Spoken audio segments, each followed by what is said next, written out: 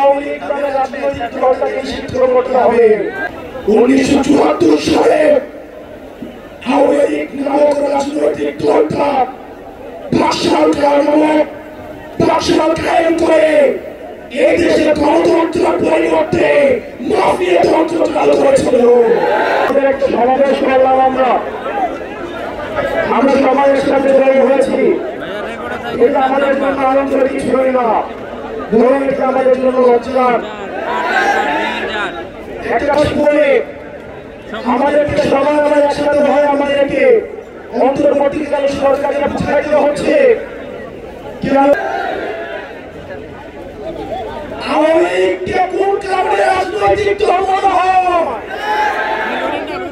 আমরা ইতিমধ্যে শুনতে পেয়েছি প্রধান উপদেষ্টা নাকি রাজনৈতিক দলগুলোর সাথে বসার চেষ্টা করছেন, তাদের সাথে আলোচনা করে তাদের সাথে ঐক্যের মধ্যে পৌঁছিয়ে তারপর নাকি সিদ্ধান্ত নিবে।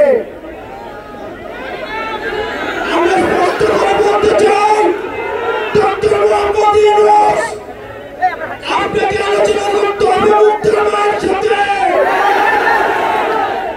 আপনাকে আলোচনা করতে হবে স্নিগ্ধমায়ের সাথে, আপনাকে আলোচনা করতে হবে ওয়াসিমের মায়ের সাথে, আপনাকে আলোচনা করতে হবে আফসারের মায়ের সাথে, আপনাকে আলোচনা করতে হবে যাদের রাজনৈতিক কারণ উঠে দিয়ে দিয়েছে ইলিয়াসের স্ত্রীর সাথে। ডক্টর মোহাম্মদ ইউনূস আওয়ামী লীগ কোনোভাবে রাজনৈতিক দল নয়। সারা দেশে সন্ত্রাস কায়েম করে জাসদের 30,000 নেতা কর্মীকে আপনারা জানেন 74 সালে আওয়ামী লীগ নেতা কর্মীদের লুটপাটের কারণে 15 লক্ষ মানুষ না খেতে পেয়ে মারা গিয়েছিল। ইতিহাসের প্রত্যেকটা স্তরে স্তরে আওয়ামী লীগের হাতে রক্ত লেগে রয়েছে।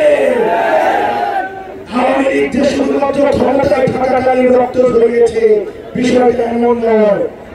আপনারা দেখেছেন 2006 সালে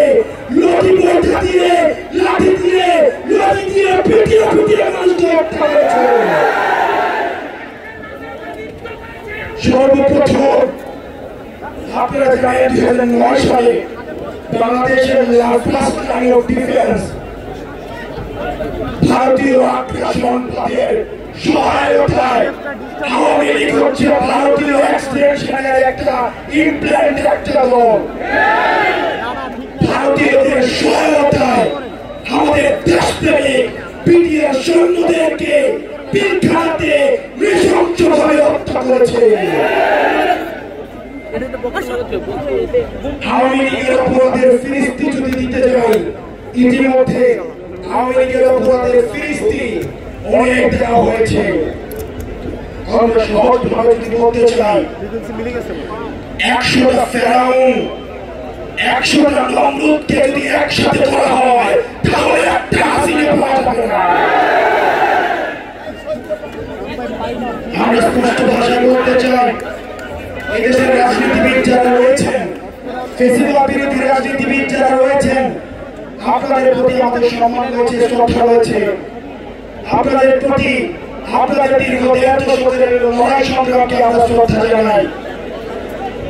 একই সাথে সাথে এই জিনিসটি আপনাদের কাছে আহ্বান জানাই, এই আওয়ামী লীগের চ্যাপ্টারটা 5ই অগাস্ট ক্লোজ হয়ে গেছে, এটাকে